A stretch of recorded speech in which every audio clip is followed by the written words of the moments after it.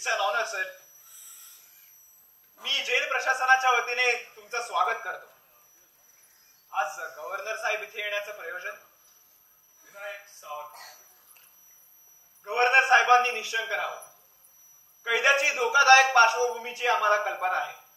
And that's why extra security provisions have been made, sir, to prevent any rescue attempts. तुमच्या कार्यक्षमतेबद्दल आम्हाला तसूभरी शंका नाही. यावेळी आमच्या येण्याचा हेतू वेगळा आहे. त्या कैद्याशी आम्हाला चर्चा करायची आहे. त्याला आमच्या समोर घेऊन या. As you say, sir.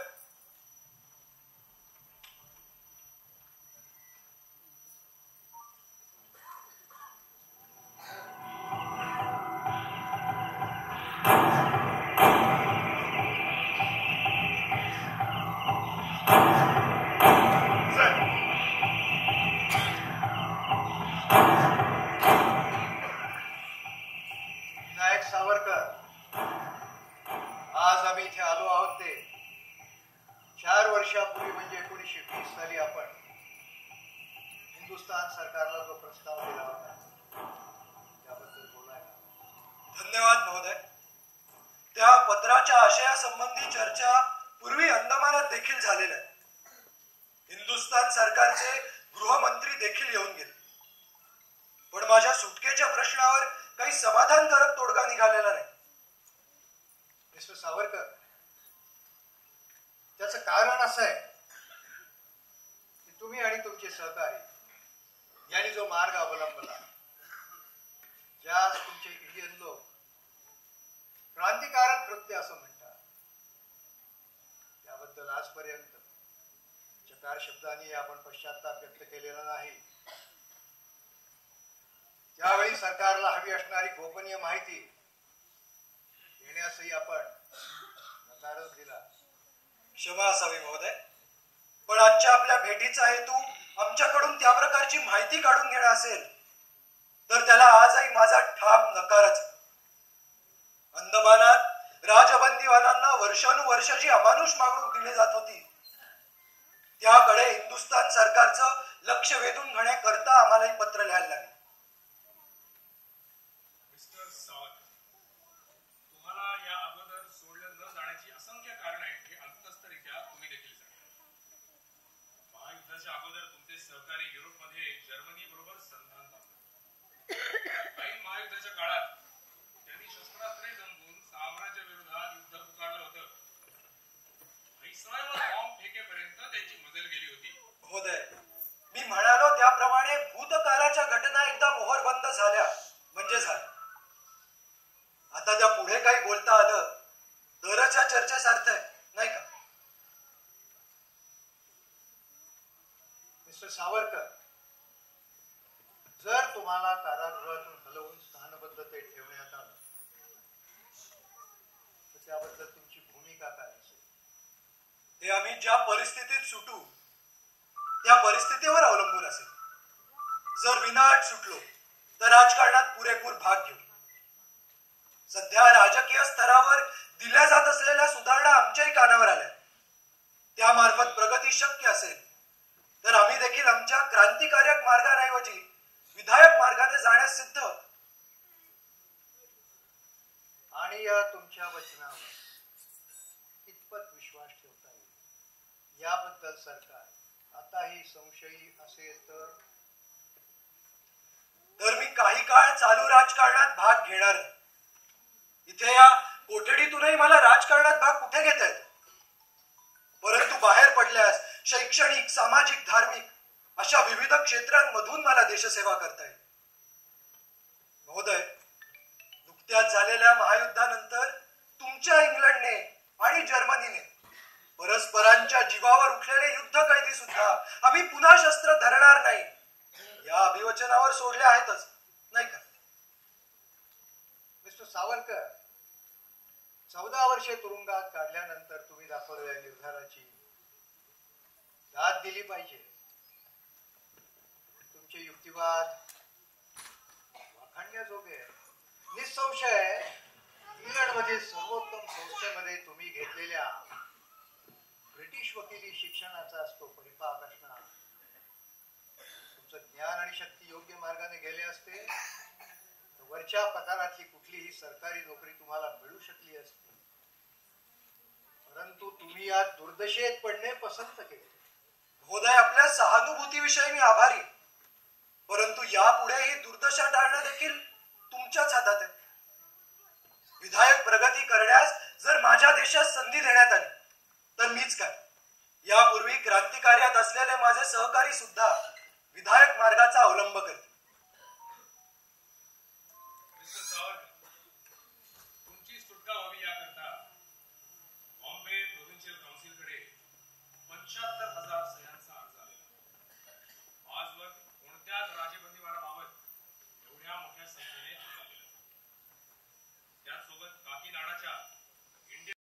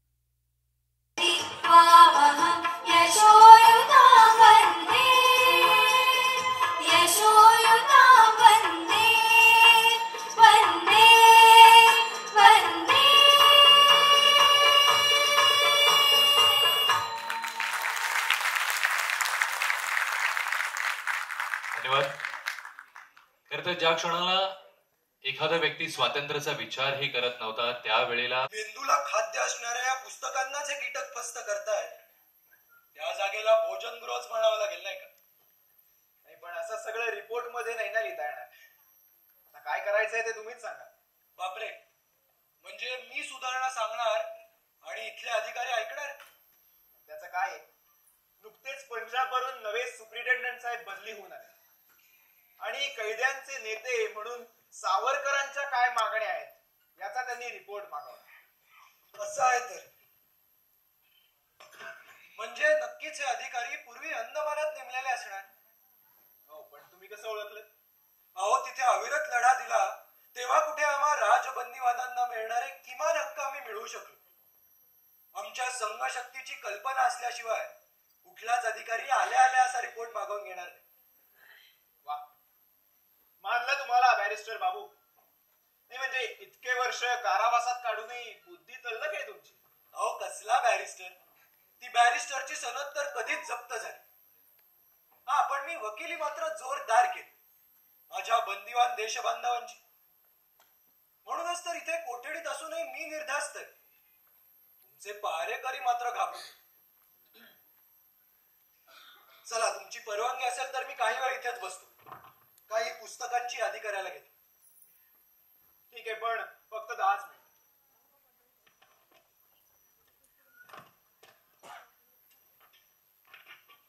सध्या देशभरातून सत्याग्रह इथं भरती होत आहे. फक्त इंग्रजी पुस्तकं चालणार नाही, हिंदी मराठी अशी पुस्तकं लागतील. बर, हे घ्या. याच्यावर काय ती यादी करून घ्या.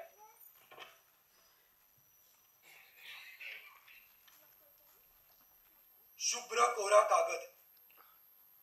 काय परवडी आहे हो.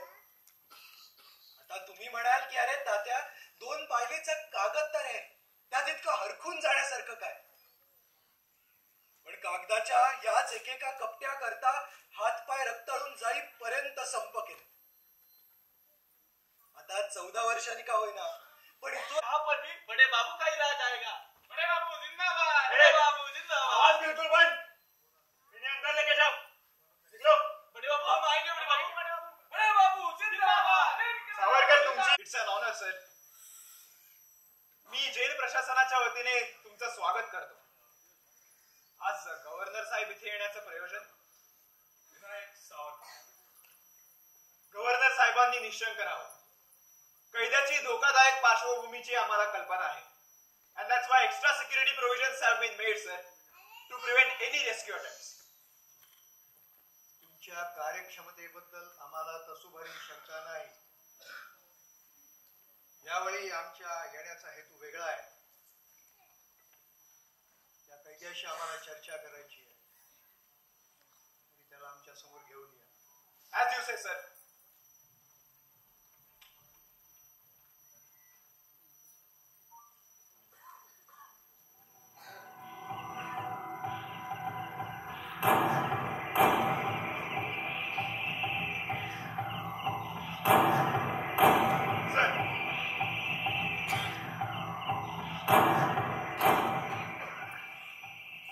विनायक सावरकर, आज आम्ही इथे आलो आहोत ते 4 वर्षापूर्वी म्हणजे 1920 साली आपण हिंदुस्थान सरकारला जो प्रस्ताव दिला होता त्याबद्दल बोलायला. धन्यवाद महोदय. त्या पत्राच्या आशयासंबंधी चर्चा पूर्वी अंदमानात देखील झालेल्या आहे. हिंदुस्थान सरकारचे गृहमंत्री देखील येऊन गेले. पण माझ्या सुटकेच्या प्रश्नावर काही समाधानकारक तोडगा निघालेला नाही. मिस्टर सावरकर, त्याचं कारण असं आहे की तुम्ही आणि तुमचे सहकारी यांनी जो मार्ग अवलंबला, ज्यास तुमचे इंडियन लोक क्रांतिकारक कृत्य असं म्हणतात, त्याबद्दल आजपर्यंत चकार शब्दांनी आपण पश्चाताप व्यक्त केलेला नाही. त्यावेळी सरकारला हवी असणारी गोपनीय माहिती देण्यासही आपण नकारच दिला. क्षमा असावी महोदय, पण आजच्या आपल्या भेटीचा हेतू आमच्याकडून त्या प्रकारची माहिती काढून घेणं असेल तर त्याला आजही माझा ठाम नकारच. अंदमानात राजबंदीवानांना वर्षानुवर्ष जी अमानुष मागणूक दिली जात होती त्याकडे हिंदुस्थान सरकारचं लक्ष वेधून घेण्याकरता आम्हाला एक पत्र लिहायला लागले. मिस्टर सावंत, तुम्हाला या अगोदर सोडलं न जाण्याची असंख्य कारण आहेत हे अल्पतस्तरित्या तुम्ही देखील सांगा. महायुद्धाच्या अगोदर तुमचे सहकारी युरोपमध्ये जर्मनी बरोबर संधान लावले. ऐन महायुद्धाच्या काळात त्यांनी शस्त्रास्त्रे जमवून साम्राज्य विरोधात युद्ध पुकारलं होतं. व्हाईसरॉयवर बॉम्ब फेकेपर्यंत त्यांची मजल गेली होती. महोदय, मी म्हणालो त्याप्रमाणे भूतकाळाच्या घटना एकदा मोहरबंद झाल्या म्हणजे झाल्या. आता त्या पुढे काही बोलता आलं तरच या चर्चेसार्थ आहे, नाही का? मिस्टर सावरकर, जर तुम्हाला कारागृहातून हलवून स्थानबद्धतेत ठेवण्यात आलं तर त्याबद्दल तुमची भूमिका काय असेल? हे आम्ही ज्या परिस्थितीत सुटू त्या परिस्थितीवर अवलंबून असेल. जर विनाट सुटलो तर राजकारणात पुरेपूर भाग घेऊ. सध्या राजकीय स्तरावर दिल्या जात असलेल्या सुधारणा आमच्याही कानावर आल्या. त्यामार्फत प्रगती शक्य असेल तर आम्ही देखील आमच्या क्रांतिकारक मार्गाऐवजी विधायक मार्गाने जाण्यास सिद्ध आहोत. आणि या तुमच्या वचनावर कितपत विश्वास ठेवता येईल याबद्दल सरकार आताही संशयी असेल तर मी काही काळ चालू राजकारणात भाग घेणार नाही. इथे या कोठडीतूनही मला राजकारणात भाग कुठे घेता येतो.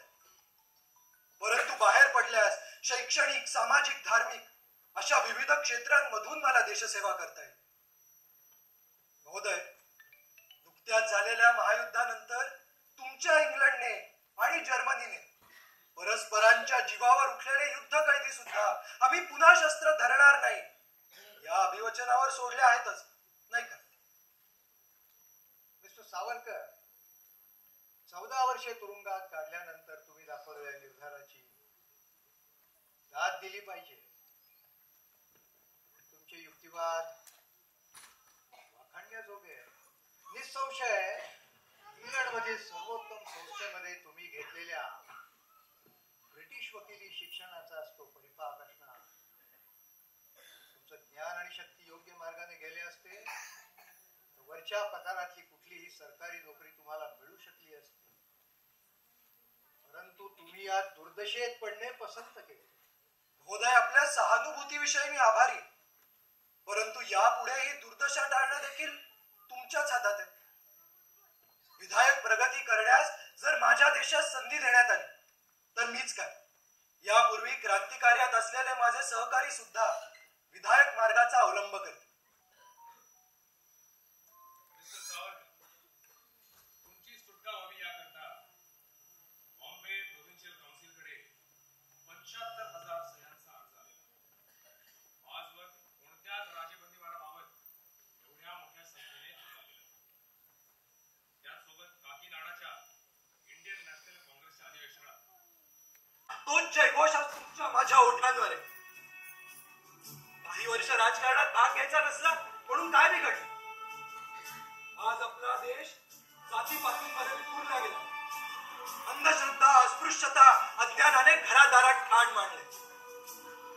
यानंतरचा माझा प्रत्येक क्षण या साऱ्याच्या उच्चाटनासाठी समर्पित असेल. बंधूंनो, हुतात्म्यांच्या रक्षेत वाढलेली राज्यवृक्षच विस्तीर्ण वाढतात. आत्मत्यागाच्या खंबीर पायांवरच अतिभव्य राष्ट्रांची मंदिरं उभी राहतात. ईश्वराने दिलेला प्राण पुन्हा त्याच्या चरणी अर्पण करेपर्यंत याच निश्चयाने कार्य करत राहा की एकतर समर्पणाची पुष्पमाला तरी मस्तकावर फिरवाल किंवा विजयाचा तेजमुकुट तरी जिंकून घ्याल. बोला स्वातंत्र्य लक्ष्मी की जय. जिंदाबाद.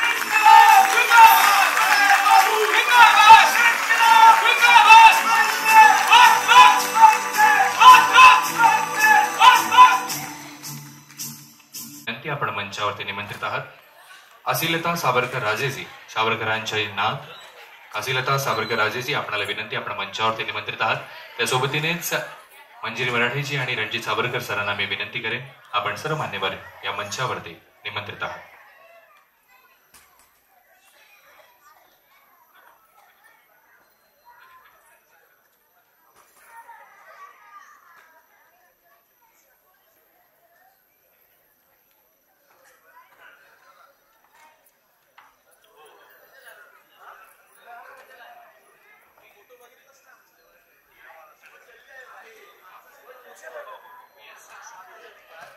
सर्व मान्यवर मंडळी मंचावरती उपस्थित आहेत. लगोलगच आपण सगळ्यांचं स्वागत इथे करून घेऊ. सगळ्यांना विनंती, आपण स्थानापन्न व्हायचं, बसून घ्यायचं.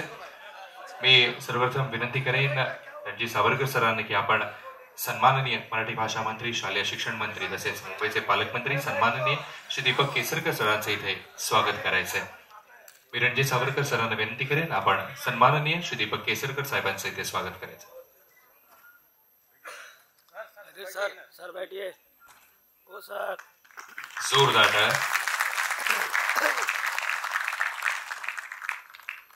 तसेच मी विनंती करेन मंजिरी मराठीजींना की आपण सन्माननीय खासदार श्री राहुल शेवाळे साहेबांचं इथे स्वागत करायचं आहे.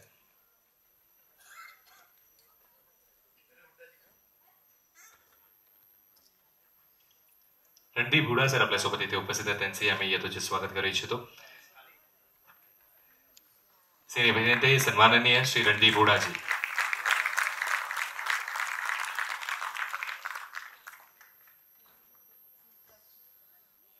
तसेच खासदार सन्माननीय श्री राहुल शेवाळे साहेब.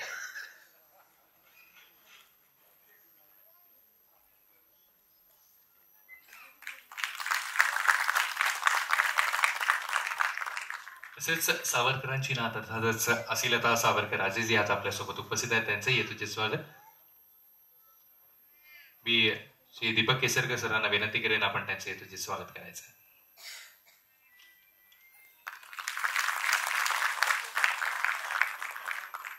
धन्यवाद. पुढील नियोजित कार्यक्रमासाठी केसरकर साहेबांना निघायचं आहे, तोवर मी विनंती करेन साहेबांना की आपण आपलं मनोगत इथे व्यक्त करावं. जरा जोरदार टाळ्या सन्माननीय श्री दीपक केसरकर साहेबांसाठी.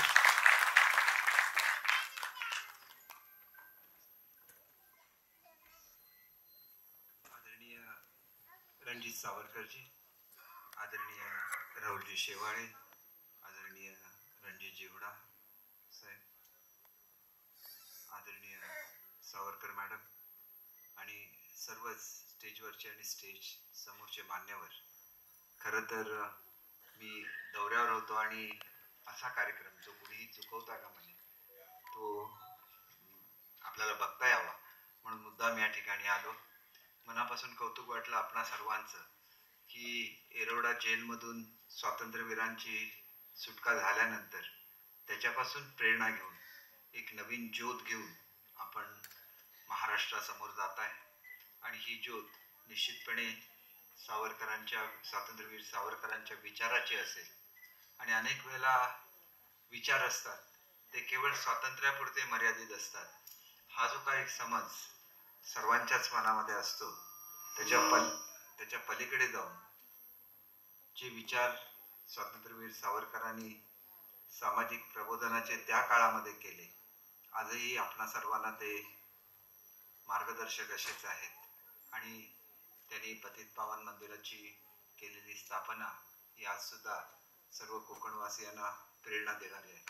आणि त्याच्यामुळे जे लोक रूढा परंपरांवर टीका करतात त्या परंपरा तोडणारे एक हे सुद्धा स्वातंत्र्यवीर सावरकर होते.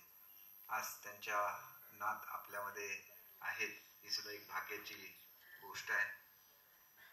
त्यांना भेटणं हा सुद्धा एक त्यांच्या आठवणींना उजाळा देण्याचा प्रसंग असतो. आणि रणजितजी, ज्या प्रकारे तुम्ही ही लढाई पुढे चालू ठेवलेली आहे ती विचारांची लढाई आहे. आणि नेहमी कुठल्याही कार्यक्रमाला ज्याला मला इथं येता येतं त्याच्यातून प्रेरणा घेऊनच माझ्यासारखे सर्वसामान्य कार्यकर्ते जात असतात. स्वातंत्र्यवीर सावरकरांच्या स्मृती जपण्यासाठी मुंबईमध्ये जे जे करायला लागेल ते करण्यासाठी आम्ही सर्वजण कटिबद्ध आहोत एवढंच या प्रसंगी सांगतो. दुसऱ्या कार्यक्रमाच्या निमित्ताने मला जाऊन त्या ठिकाणी ट्रेन गाठायची आहे, त्याच्यामुळे खूप आपल्याबरोबर राहून या ठिकाणी आपल्यामध्ये सहभागी व्हायची इच्छा होती. रणजितजी हुडा साहेबांनी स्वातंत्र्यवीरांचं त्या ठिकाणी खरं एखादं चित्र आपल्यासमोर उभं करण्याचा प्रयत्न केला आहे, त्यांचं सुद्धा मनापासून कौतुक करतो. या चांगल्या कार्यक्रमामध्ये खरं तर आदरणीय मुख्यमंत्री महोदय सहभागी होणार होते, परंतु काही कामानिमित्त त्यांना बाहेर जावं लागल्यामुळे त्यांचा निरोप आला की हा महत्त्वाचा कार्यक्रम आहे आणि महाराष्ट्र शासनाचं प्रतिनिधित्व तिथं असलं पाहिजे. आणि म्हणून आमचे मुख्यमंत्री, उपमुख्यमंत्री सर्वांच्या वतीने स्वातंत्र्यवीर सावरकरांच्या स्मृतीला वंदन करतो आणि माझे 2 शब्द संपवतो. जय हिंद, जय महाराष्ट्र.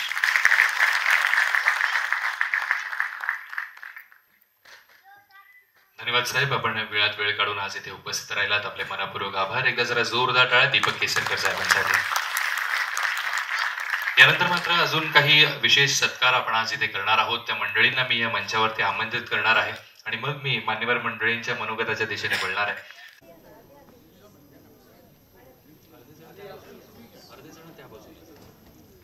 अर्धे जण तिथे उजव्या बाजूला जायचंय म्हणजे आपल्याला जागा भरपूर पुरेल. स्टेज फार मोठा आहे आपला.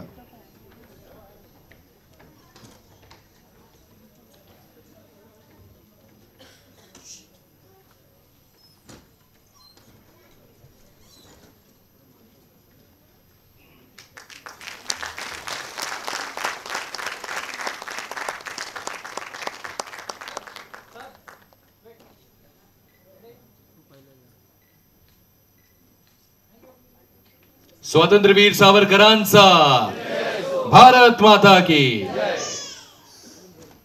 मी सर्वांना विनंती करेन आपण स्थानापन्न व्हायचंय. त्या सोबतीनेच आजचा हा सोहळा किंबहुना आजची ही यात्रा ज्यांच्या माध्यमातून घडून आली, ज्यांनी खूप मोलाचं कार्य केलेलं आहे, त्यांना मी या मंचावरती आता आमंत्रित करणार आहे. तोवर ह्या रायडर्स क्लबच्या सर्व मेंबर्सचे पुन्हा एकदा अभिनंदन आणि भरभरून कौतुक. संतोष कारकरजींना मी विनंती करेन आपण मंचावरती निमंत्रित आहात. तर जोरदार टाळी त्यांचंही आपण इथे स्वागत करूया मंचावरती. खऱ्या अर्थाने आजचे ते सत्कार मूर्ती अनेक व्यक्तिमत्व आहेत, त्यांच्या माध्यमातून आजचा हा दिवस फार सुंदर रीतीने साकारला गेलेला आहे. संतोष कारकरजी, जोरदार टाळ्या त्यांच्यासाठी. मी सन्मानित अतिथीगणांना विनंती करेन आपल्या शुभ हस्ते आपण त्यांचं इथे स्वागत करायचंय.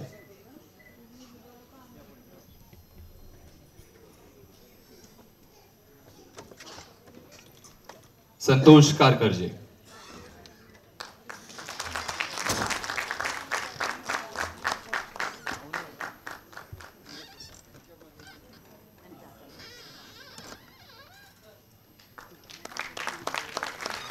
धन्यवाद. पुढे सौरभ धडपळे जी, आपणाला ही विनंती आपण मंचावरती निमंत्रित आहात. सौरभजी इथे असेल तर प्लीज मंचावरती यायचे. सौरभ धडपळेजी यांच्यासाठी जोरदार टाळ्या झाल्या पाहिजे.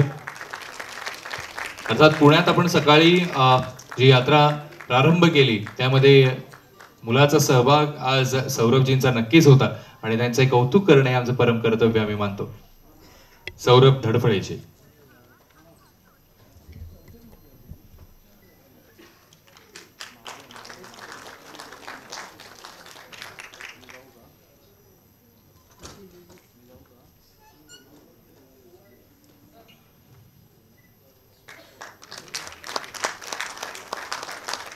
विशेष उल्लेख करावा असं वाटतं अजून एका व्यक्तिमत्वाचा, ते म्हणजे आशिष जोशीजी. पण नक्कीच त्यांचंही कौतुक आहे आजच्या सोहळ्यात. त्यांचाही खूप मोलाचा सहभाग होता. सचिन बोधनीजी, आपण जर इथे असाल तर प्लीज मंचावरती यायचंय. सचिनजींनी फार आवर्जून सकाळी जोर जोरात आपल्या आवाजात घोषणा देत होत्या आणि सगळ्यांना असं जागा करत होत्या. अख्खं पुण्याला जागा करण्याचं काम त्यांनी त्यांच्या आवाजाने सकाळी नक्कीच केलेलं आहे. असे सचिन बोधानीजी आपल्यासोबत इथे उपस्थित आहेत, त्यांचंही आपण इथे कौतुक करूया. टाळ्या जोरदार सचिन बोधानीजी साहेब.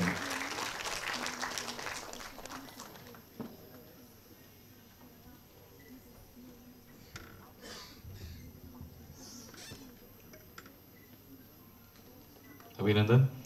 पुढे मी विनंती करेन प्रांजल अक्कलकोटकर यांना की आपण या मंचावरती यायचे आणि आपलं स्वागत सत्कार स्वीकार करायचा. कारण जे कलावंत आपल्याला त्या नाट्य स्वरूपात पाहायला मिळाले, त्यांच्या माध्यमातून जी धुरा जे सांभाळत आहेत असे प्रांजल अक्कलकोटकर.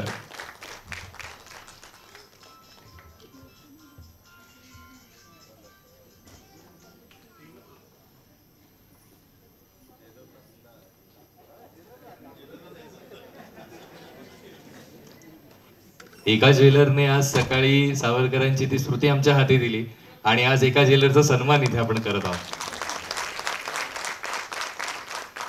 श्वेता परुळकरजींना मी विनंती करेन आपण मंचावरती निमंत्रित आहात. आपलंही आम्ही कौतुक करू इच्छितो. श्वेता परुळकरजी खरं तर ही सगळीच मंडळी पडद्यामागचे कलाकार आहेत, आपण असं नक्कीच म्हणूया. पण त्यांना पडद्यासमोर आणण्याचं काम ह्या कार्यक्रमाच्या माध्यमातून आपण सदैव करत आलेलो आहोत आणि प्रत्येक कार्यक्रमात आपण ते नक्कीच लक्ष देत असतो. अशा श्वेता परुळकरजी आज आपल्यासोबत उपस्थित आहेत.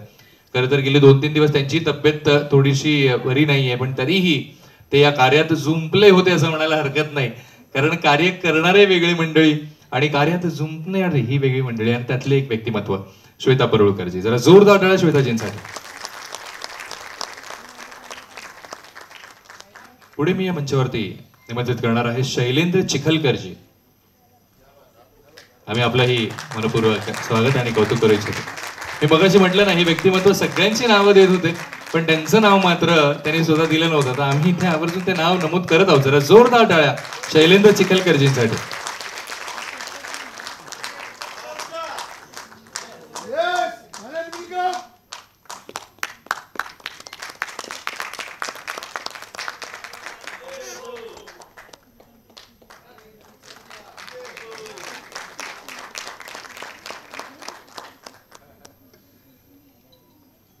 आणि अर्थातच आता एका टीमला मी या मंचावरती बोलवणार आहे. त्यांचं विशेष सहकार्य ज्यांचं लाभलेलं आहे ते म्हणजेच आपल्या या स्मारकाची टीम.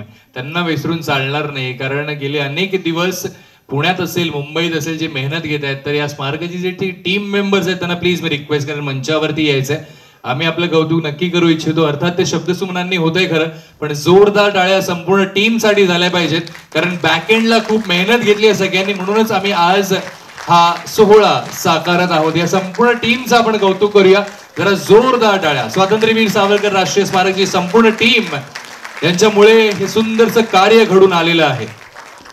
त्यामुळे टाळ्यांमध्ये कमी पडू देऊ नका. जरा जोरदार टाळ्या.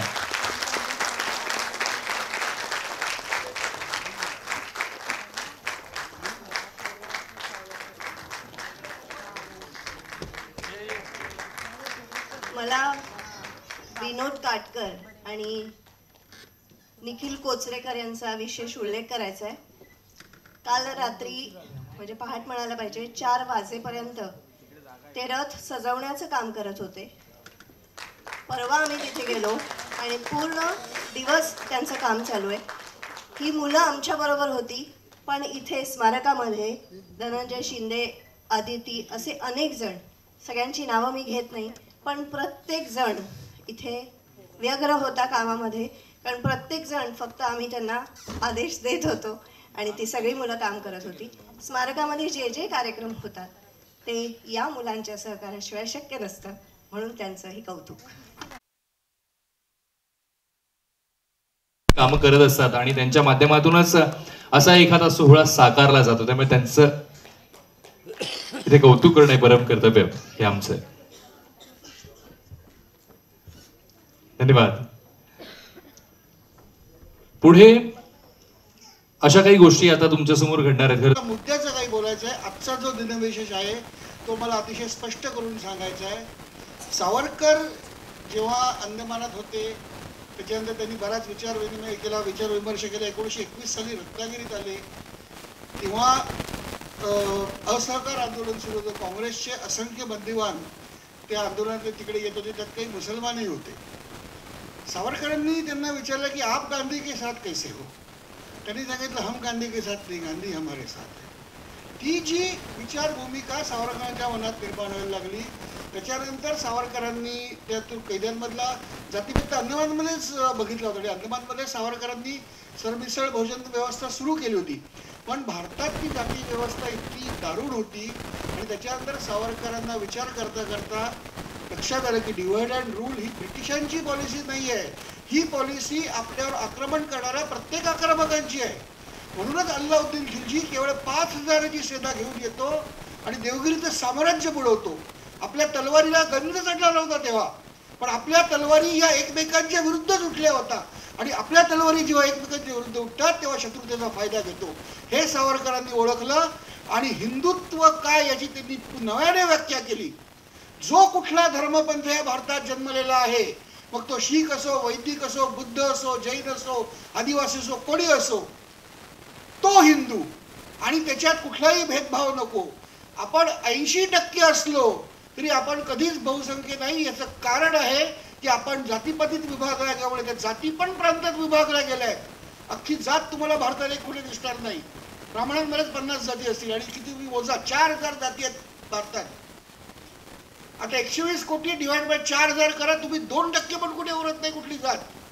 मग जो कोणी तुमचा शत्रू आहे 20%, तो तुमच्या वस्तीमध्ये तुम्ही बहुसंख्य असताना तिथे येतो, गुंडगिरी करतो, तुमच्या डोक्यावर बिरे करतो ते 1921 साली झालं, 1947 साली झालं आणि 2021 साली पण झालंय.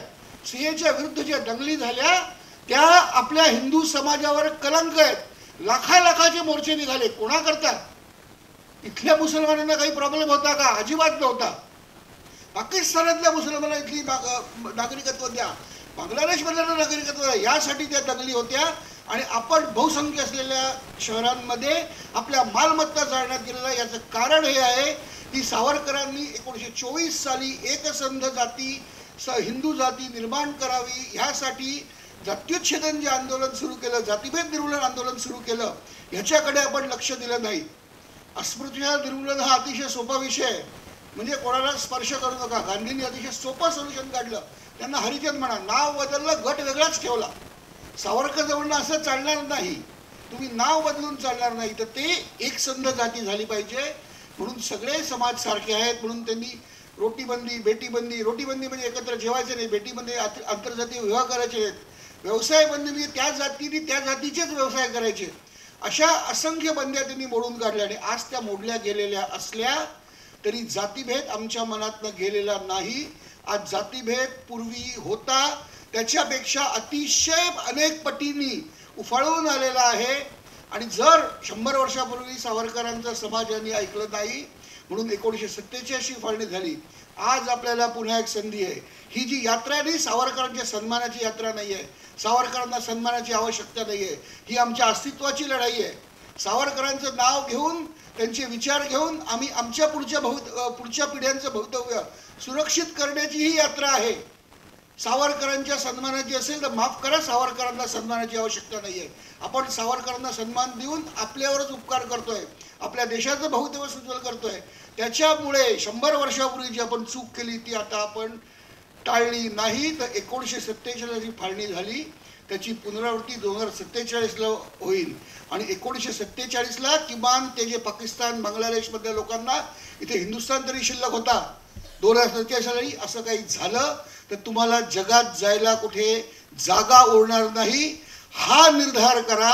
आणि त्याप्रमाणे एकसंध हिंदू समाज म्हणून म्हणजे जो देशाचा नेता आहे, जो आपल्या प्रदेशाचा नेता आहे, तो आमच्या हिंदू हिताचा विचार करणारा हवा.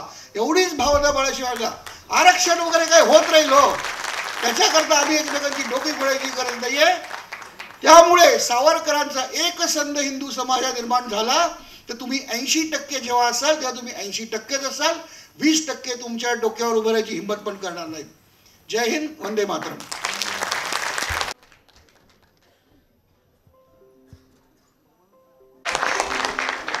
2 साल से जब से सावरकर जी मेरी जिंदगी में आए हैं, मैं काला पानी में ही हूँ.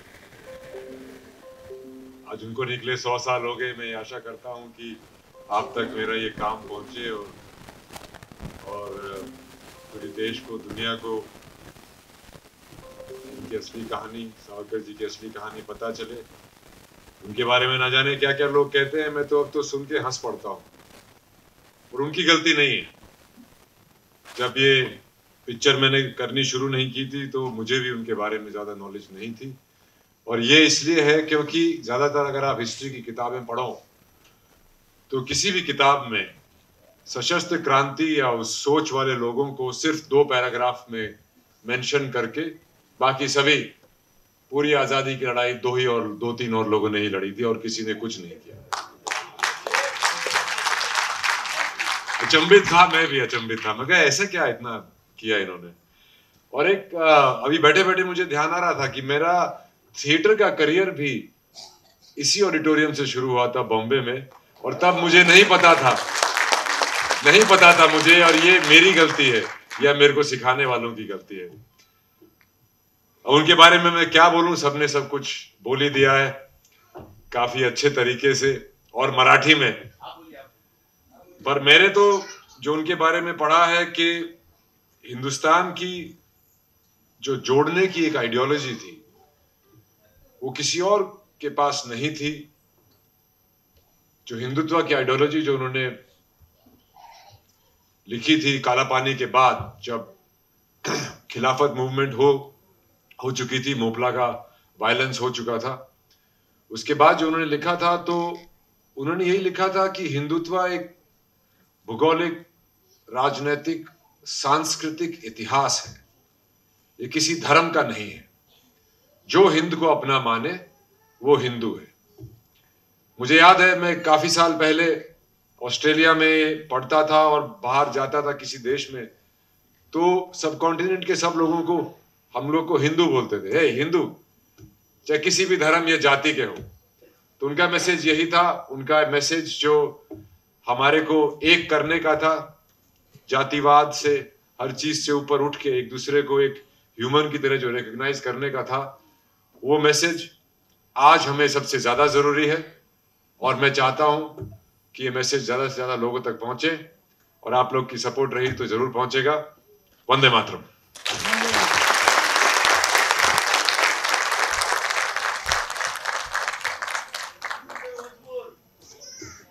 खरंच आज या